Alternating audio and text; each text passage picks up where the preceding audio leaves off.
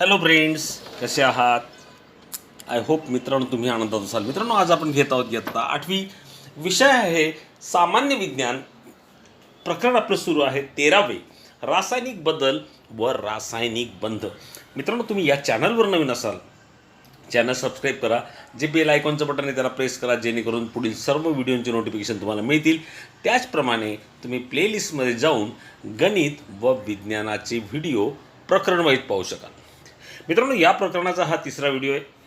त्या आधीचे 2 व्हिडिओ तुम्ही पाहिले नसतील तर डिस्क्रिप्शन बॉक्समध्ये मी लिंक दिली आहे, त्यावरून तुम्ही ते नक्की बघा.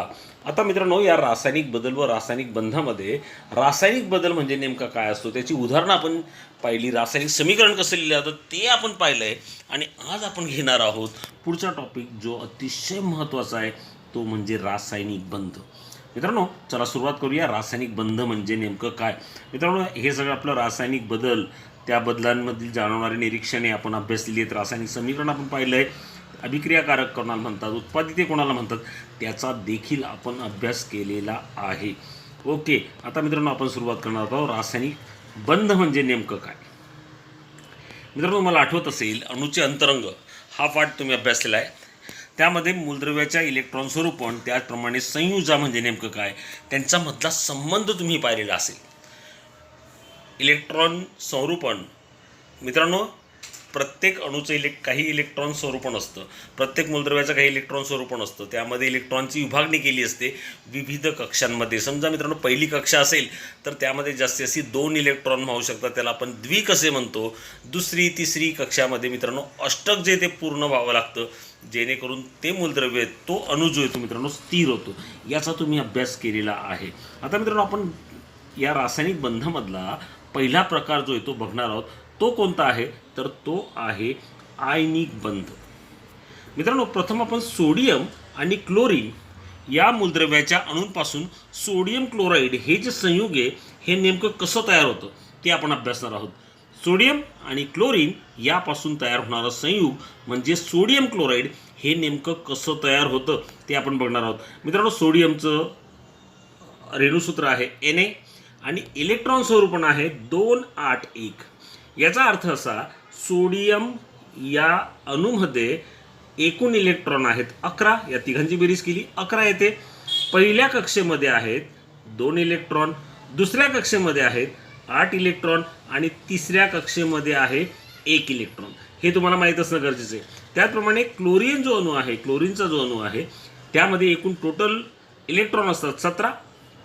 पहिल्या कक्षेमध्ये 2, दुसऱ्या कक्षेमध्ये 8 आणि तिसऱ्या कक्षेमध्ये 7 इलेक्ट्रॉन असतात. तुमच्या असं लक्षात येईल, सोडियमची सुद्धा संयुजा 1 आहे आणि क्लोरीनची संयुजा सुद्धा 1 आहे. याचा तुम्ही मित्रांनो अभ्यास केलेला आहे आधीच्या प्रकरणांमध्ये. सोडियमचा अणू त्याच्या M या कवचातील एकमेक संयुजा गमावतो. आता मित्रांनो लक्षात घ्या, M हे कवच म्हणजे काय तर आपल्याला तुम्ही जाणतात मित्रांनो, जे कवच आहेत किंवा आपल्याला असं म्हणता येईल, समजा आपण आकृतीचा विचार करूया. मित्रांनो, या सोडियम अणूची ही आकृती, ही पहिली कक्षा, ही दुसरी कक्षा आणि ही आहे तिसरी कक्षा. यांना मित्रांनो अनुक्रमे जी आहेत ती KLM अशी प्रकारची नावं जी आहेत ती दिलेली असतात. आणि शेवटची जी कक्षा आहे मित्रांनो, त्यामध्ये आहे 1 इलेक्ट्रॉन. मग हा संयुजा इलेक्ट्रॉन आहे. हा इलेक्ट्रॉन गेल्यानंतर, समजा मित्रांनो, आता याची आपण थोडक्यात आपण वहीवरती अभ्यास करूया. समजा हा आहे सोडियमचा अणू आणि हा आहे क्लोरीनचा अणू. सोडियमचं इलेक्ट्रॉन स्वरूपण काय तर 2, 8 आणि 1. म्हणजे पहिल्या कक्षेत मित्रांनो 2 इलेक्ट्रॉन आहेत. हे त्याचं केंद्रक आहे. ही पहिली कक्षा झाली. यामध्ये 2 इलेक्ट्रॉन आहेत. समजा मी या पद्धतीने दाखवतो 2 इलेक्ट्रॉन. दुसऱ्या कक्षेमध्ये 8 आहेत. ते मी दाखवतो 1, 2, 3, 4, 5, 6, 7 आणि 8. हे 8 इलेक्ट्रॉन. शेवटच्या कक्षेमध्ये 1 इलेक्ट्रॉन आहे. यावरूनच तर समजलंय की सोडियमची संयुजा 1 आहे, तो आहे 1. ओके. त्याचप्रमाणे मित्रांनो, क्लोरीनचं इलेक्ट्रॉन स्वरूपण आहे 2, 8, 7. म्हणजे पहिल्या कक्षेत 2 इलेक्ट्रॉन, दुसऱ्या कक्षेत 8, 1, 2, 3, 4, 5, 6, 7 आणि 8. ही झाली दुसरी कक्षा. मित्रांनो लक्षात घ्या, ही दुसरी कक्षा आणि तिसऱ्या कक्षेमध्ये किती इलेक्ट्रॉन आहेत तर 7 इलेक्ट्रॉन आहेत. 1 2 3 4 5 6 आणि 7. आता मित्रांनो होतं काय, यामध्ये 11 इलेक्ट्रॉन आहेत. 11 इलेक्ट्रॉन असल्यामुळे यामध्ये सुद्धा किती असतील 11 प्रोटॉन असतील नाही का. 11 इलेक्ट्रॉन आणि 11 प्रोटॉन, जेणेकरून हा अणू जो आहे तो उदासीन आहे, कारण की सारखे धन प्रभार असतात आणि सारखे ऋण प्रभार असतात. इकडे सुद्धा मित्रांनो 17 इलेक्ट्रॉन आणि 17 प्रोटॉन असतील. आता होतं काय मित्रांनो, शेवटची कक्षामध्ये जर बघितलं यामध्ये 1 इलेक्ट्रॉन आहे आणि ही 2 नंबरची कक्षा, यामध्ये 8 इलेक्ट्रॉन आहे. कोणतंही मूलद्रव्य स्थिर होण्यासाठी मित्रांनो काय करतं तर आपल्या बाह्यतम कक्षेत अष्टक आणण्याचा प्रयत्न करतं, म्हणजे 8 इलेक्ट्रॉन आणण्याचा प्रयत्न करतं. आता मित्रांनो इथे जर विचार केला, इथे 1 इलेक्ट्रॉन आहे.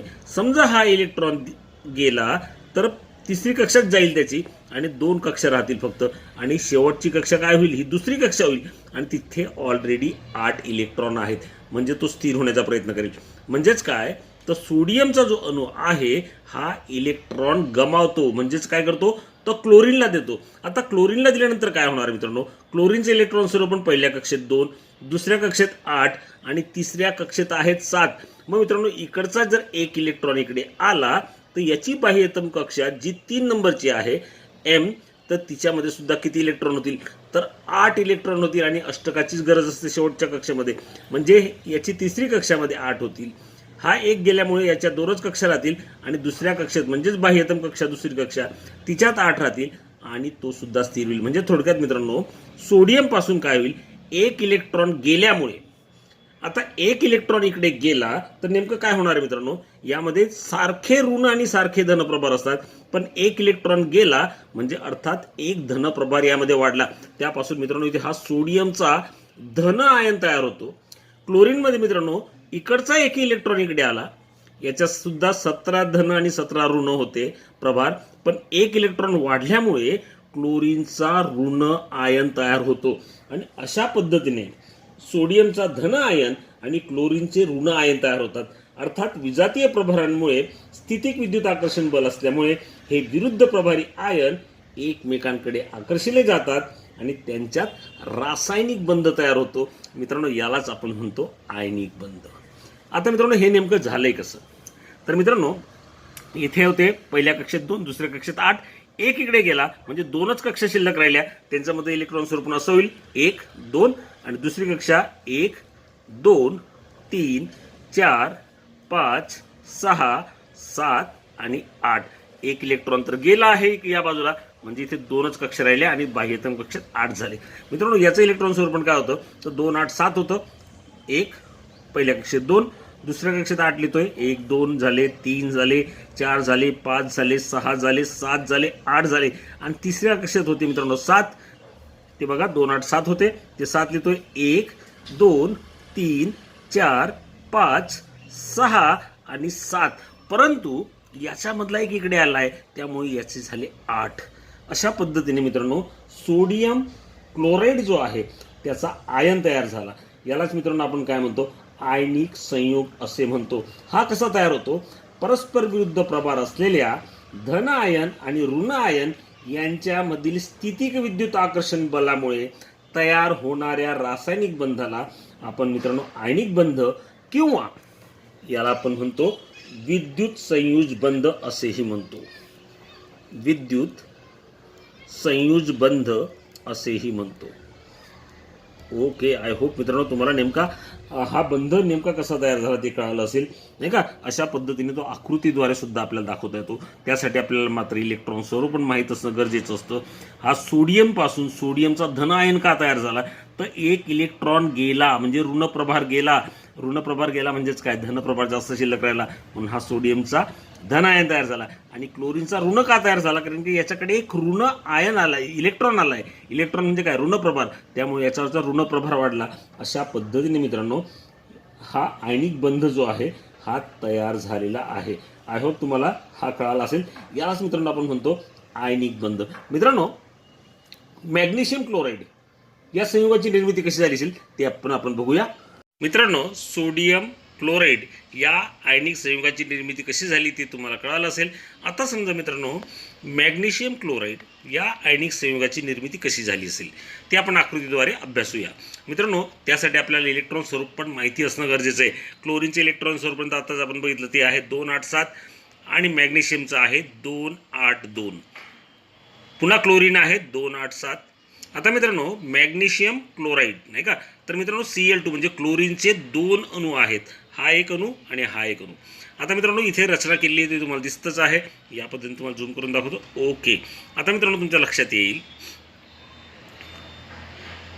मॅग्नेशियममध्ये इलेक्ट्रॉन स्वरूप पहिल्या कक्षेत 2 आहेत, तो तुम्हाला दाखवतोय. हा एक, हा दुसरा. दुसऱ्या कक्षेमध्ये बघितलं मित्रांनो हे 8 असणार आहेत आणि तिसऱ्या कक्षामध्ये हा एक इलेक्ट्रॉन आहे, हा एक इलेक्ट्रॉन म्हणजे 282. क्लोरीनचं त्याच पद्धतीने 287 आहे. आता मित्रांनो बाह्यतम कक्षेत किती असायला हवेत, तर अष्टक म्हणजे 8. इथे मित्रांनो 287 आहेत म्हणजे एका इलेक्ट्रॉनची गरज आहे त्या, आणि इकडेच्या बाह्यतम कक्षेत किती आहेत, 2 आहेत. मग एक इलेक्ट्रॉन इकडे गेल्यावरती या क्लोरीनचे बाह्यतम कक्षेत 8 होतील. त्याचप्रमाणे मित्रांनो याचे बाह्यतम कक्षेत 2 आहेत, एक इकडे गेला एक इकडे गेला, या क्लोरीनचं सुद्धा इलेक्ट्रॉन स्वरूपण जे ते 288 होईल. कारण की एक इलेक्ट्रॉन इकडे गेला 282 मधून एक इलेक्ट्रॉन इकडे गेला, याचे झाले 288, याचे सुद्धा होते मित्रांनो 288. म्हणजेच काय अष्टक जे ते पूर्ण होईल. आणि मॅग्नेशियममधील जर आपण बघितलं बाह्यतम कक्षेत 2 इलेक्ट्रॉन होते, ते जर गेले मित्रांनो तर याची बाह्यतम कक्षामध्ये 8 शिल्लक राहतील. अशा पद्धतीने मित्रांनो याची सुद्धा आयनिक संयुगांची निर्मिती आपल्याला झालेली दिसते. ती नेमकी कशी होते ती बघूया. आता मित्रांनो बघा तुमच्या लक्षात आलं असेल इथे याचे 2 इलेक्ट्रॉन गेले आहेत, तो एक या बाजूला दिला आहे आणि एक या बाजूला दिला आहे. आता 2 इलेक्ट्रॉन गेल्यामुळे 2 धनप्रभार शिल्लक राहिले मॅग्नेशियमवरती नाही का, आणि क्लोरीनवरती इकडे 1 आणि इकडे 1 वाढला आहे. त्यामुळे याचं इलेक्ट्रॉन स्वरूप जे तुमच्या लक्षात येईल तर बघा इकडे क्लोरीनमध्ये 288 झालं आहे आणि इकडे क्लोरीनचं सुद्धा 288 झालं आहे. आणि याचं जे 282 होतं एक इकडे गेला एक इकडे गेला, त्यामुळे ते शिल्लक झालं 28. आणि अशा पद्धतीने इथे आपल्याला आयनिक संयुगाची निर्मिती जी आहे ती झालेली दिसते. मॅग्नेशियम क्लोराईड या आयनिक संयुगाची निर्मिती जी आहे ती झाली. मित्रांनो इथे लक्षात तुम्हाला काय ठेवायचं आहे, इथे जे आहेत असे 2 अणू असतात किंवा आपण मूलद्रव्य म्हणूया जे इलेक्ट्रॉनची देवाणघेवाण करतात. इकडे जर बघितलं क्लोरीनने इकडे एक इलेक्ट्रॉन दिला आणि मॅग्नेशियमने घेतला नाही का, मॅग्नेशियमने दिला आणि क्लोरीनने घेतला. त्याचप्रमाणे इथे सुद्धा मॅग्नेशियमने दिला आणि क्लोरीनने दिला, म्हणजे अशा प्रकारची देवाणघेवाण होते. आयनिक बंध आणि सहसंयुग बंधामधील फरक आहे, तर आयनिक बंधामध्ये इलेक्ट्रॉनची देवाणघेवाण होते आणि अशा पद्धतीने आयनिक संयुगांची निर्मिती होते आणि अशा प्रकारच्या बंधालाच आपण आयनिक बंध असे म्हणतो. आता मित्रांनो दुसरा जो प्रकार आहे तो म्हणजे सहसंयुज बंध. आता हा नेमका कसा असतो, जेव्हा सारखे गुणधर्म असलेल्या मूलद्रव्यांच्या अणूंचा संयोग होतो तेव्हा साधारणपणे मित्रांनो सहसंयुज बंध तयार झाला असे आपण म्हणतो. अशा अणूंमध्ये इलेक्ट्रॉनची देवाणघेवाण जी आहे आता जे आपण शिकलो ती होऊ शकत नाही. कारण काय, तर हे सारखे गुणधर्म असलेले मूलद्रव्य असतात. मग त्यावेळेस काय करतात मित्रांनो, हे अणू जे आहेत हे संधान करतात, शेअरिंग करतात, भागीदारी करतात. आणि म्हणून अशा प्रकारचा जो बंध आहे जो संधान करतो किंवा आपण म्हणूया शेअरिंग करतो किंवा भागीदारी करतो असं म्हटलं तरी चालेल, तर त्या बंधाला आपण म्हणतो सहसंयुज बंध. संधान केलेले इलेक्ट्रॉन दोन्ही अणूंची सामायिक मालमत्ता होते. संधान केलं म्हणजे काय, भागीदारी केली. ते देवाणघेवाण न करता भागीदारी केल्यामुळे त्या अणूंची ती सामायिक मालमत्ता होते आणि दोन्ही अणूंचे अष्टक असेल किंवा द्विक असेल म्हणजे 8 इलेक्ट्रॉन पूर्ण होतील शेवटच्या कक्षेमध्ये किंवा द्विक पूर्ण होईल आणि मग त्यांच्यामध्ये आपण म्हणतो सहसंयुज बंध आहे. मित्रांनो हायड्रोजनचं उदाहरण तर तुम्ही शिकलेलाच आहात आधी, अणूचे अंतरंग या पाठामध्ये तुम्ही पाहिलं असेल, तरी आपण बघणार आहोत. आता मित्रांनो हायड्रोजनचं इलेक्ट्रॉन स्वरूप तुम्हाला माहिती आहे. हायड्रोजनमध्ये फक्त एकमेव इलेक्ट्रॉन आहे, मग इलेक्ट्रॉन स्वरूप याचं 1 आहे, याचं सुद्धा 1. बाह्यतम कक्षेत बघा 1 इलेक्ट्रॉन आहे, 1 इलेक्ट्रॉन आहे. तर नेमकं इथे होईल काय, तर इथे तुमच्या लक्षात येईल पहिल्या कक्षेमध्ये अष्टक नाही तर द्विक पूर्ण करतात. द्विक म्हणजे काय, पहिली कक्षा असेल तर त्यामध्ये 2 इलेक्ट्रॉन गरजेचे असतात. मग मित्रांनो हे देवाणघेवाण न करता तुमच्या लक्षात येईल हे काय करतात तर भागीदारी करतात. बघा हा याचाही एक इथे आला आहे या हायड्रोजन अणूचा एक इकडे आला आहे आणि हा एक याचा इकडे दुसरा आपल्याला दिसतोय. म्हणजे दोघांनी काय केली तर भागीदारी केली. कारण की बाह्यतम कक्षा जर आपण बघितली तर या पहिल्या हायड्रोजनची बाह्यतम कक्षा ही आहे. याचा हा इलेक्ट्रॉन आणि याचा हा इलेक्ट्रॉन म्हणजे या कक्षेत किती आले 2. त्याचप्रमाणे या कक्षेत पण 2च झाले. म्हणजे यांनी भागीदारी केली किंवा आपण म्हणूया त्याला संधान केलं, शेअरिंग केली आणि आपलं द्विक जे आहे पहिल्या कक्षेमध्ये द्विक पूर्ण केलं आणि आपल्याला सांगता येईल त्यांनी सहसंयुज बंध जो आहे तो निर्माण केला.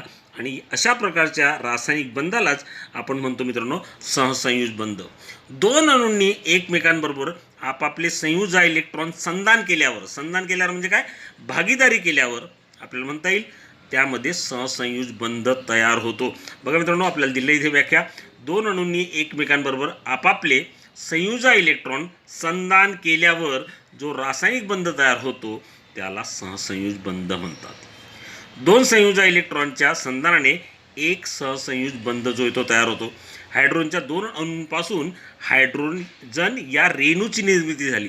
आता मित्रांनो हे दोन्ही काय होते हायड्रोजन होते नाही का. आणि त्यापासून काय तयार झाला तर H2 म्हणजे हायड्रोजनचा रेणू जो आहे तो तयार झाला आहे. आणि त्याची आकृती तुम्हाला इथे कळेल, अर्थात तुम्ही ते समजू शकाल.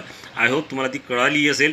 बघा एक इलेक्ट्रॉन इकडे होता, एक इलेक्ट्रॉन होता, परंतु बाह्यतम कक्षेत जर पहिली कक्षा असेल तर दोघांची गरज असते. त्यामुळे त्यांनी याला न देता काय केलं तर भागीदारी केली आणि प्रत्येकाच्या बाह्यतम कक्षेत जर आपण मोजले तर 2-2 इलेक्ट्रॉन जे आहेत ते आपल्याला दिसता आहेत. त्याचप्रमाणे मित्रांनो आपल्याला अजून एक उदाहरण घेता येईल. H2O म्हणजेच काय पाणी या सहसंयुज रेणूची निर्मिती ती पण आपण अभ्यासणार आहोत आज. बघूया H2O या संयुगाची रेणूची निर्मिती हायड्रोजन आणि ऑक्सिजन या अणूंपासून कशी होते ते आपण बघूया. आता मित्रांनो त्यासाठी आपल्याला इलेक्ट्रॉन स्वरूप पण माहिती असणं गरजेचं आहे. आता हायड्रोजन H2O पाण्याचं रेणूसूत्र तुम्हाला माहिती आहे. H2O लिहितोय बघा मी इथे H2O म्हणजेच काय हायड्रोजनचे 2 अणू जे मी इथे काढलेत किंवा आकृती पुस्तकात आपल्याला इथे काढून दिलेत आणि ऑक्सिजनचा 1 अणू जो इथे आहे. आता मित्रांनो याचं इलेक्ट्रॉन स्वरूप पण माहिती असणं आपल्याला गरजेचं असतं. हायड्रोजनचं इलेक्ट्रॉन स्वरूप पण काय 1 इकडे सुद्धा येणार 1 आणि ऑक्सिजनचं आहे मित्रांनो 2 आणि 6 म्हणजे पहिल्या कक्षेत 2 जे इथे दाखवलेत आणि दुसऱ्या कक्षेत आहेत 6 हे त्याचं इलेक्ट्रॉन स्वरूप. आता मित्रांनो हे संधान कसे करतात ते बघूया. आता मित्रांनो ऑक्सिजनला जर तुमच्या लक्षात येईल बाह्यतम कक्षेत 6 आहेत म्हणजे एकूण 8 इलेक्ट्रॉनची गरज असते. तर मग हा एक इलेक्ट्रॉन देईल म्हणण्यापेक्षा भागीदारी करेल आणि हा सुद्धा एक इलेक्ट्रॉन देईल म्हणजे किती होतील यांचे होतील 8. त्याचप्रमाणे मित्रांनो यामधला एक ऑक्सिजनमधला एक इकडे येईल कारण की ही काय भागीदारी आहे या पद्धतीने. तर याचे पण मोजले आपण तर 1-2 झालेत, याचे पण मोजले आपण तर 1-2 झालेत आणि इकडे पुन्हा याचे उरलेले आहेतच. त्यावरनं जर काउंट केले तर तुमच्या असं लक्षात येईल हायड्रोजनच्या बाह्यतम कक्षेत 2. आता ही हायड्रोजन आहे याची बाह्यतम कक्षा हा 1 इलेक्ट्रॉननी हा 1 इलेक्ट्रॉन याचं द्विक पूर्ण झालं. इकडचा जो हायड्रोजन आहे त्याच्यात 1 आणि 1 याचं द्विक पूर्ण झालं.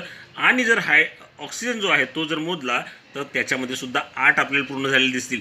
1 2 3 4 5 6 7 आणि 8 अशा पद्धतीने हायड्रोजनचं द्विक पूर्ण झालं आणि ऑक्सिजनचं अष्टक जे आहे ते पूर्ण झालं आणि H2O या सहसंयुज रेणूची निर्मिती झाली. आय होप मित्रांनो हे सुद्धा तुम्हाला कळालं असेल. मित्रांनो काही डाऊट्स असल्यास नक्की कमेंट्समध्ये कळवा. त्याचप्रमाणे मित्रांनो हे प्रकरण जे आहे हे आपलं इथे संपलेलं आहे. धन्यवाद. Good bye.